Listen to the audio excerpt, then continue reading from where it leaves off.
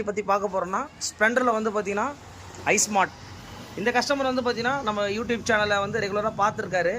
பார்த்துட்டு நம்மளோட நியர்பை தான் இருந்திருக்காரு. அவர்கிட்ட பட்ஜெட் இல்லாதனால ஒரு செகண்ட் ஹேண்டில் வந்து பார்த்தீங்கன்னா ஒரு ரியர் சஸ்பென்ஷன் கிட்டு வாங்கிட்டு கொஞ்சம் தயவுசெய்து வாங்கிட்டு வரும்போது கொஞ்சம் பார்த்து வாங்கிட்டு வாங்க. அவர் வாங்கிட்டு வந்து கொஞ்சம் ஷைன் வாங்கிட்டு வந்துட்டார். கொஞ்சம் ஹைட்டாக இருக்குது வண்டி, பரவாயில்லன்னு சொல்லிட்டு இப்போ நம்ம ஃபிக்ஸ் பண்ணிட்டோம்.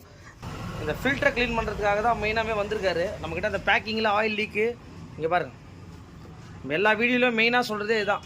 உங்கள் வண்டியில் இருக்கிற ஃபில்டரை வந்து பார்த்தீங்கன்னா கண்டிப்பாக கழட்டி க்ளீன் பண்ணுங்கள். ஏன்னா அவர் ஓப்பனாக சொல்லிட்டார், இது வரைக்கும் பண்ணதே இல்லைன்னு மாதிரி சொல்லிட்டாரு. எந்த அளவுக்கான டஸ்ட் இருக்குதுன்னு சொல்லிட்டு நீங்கள் பார்த்துங்க.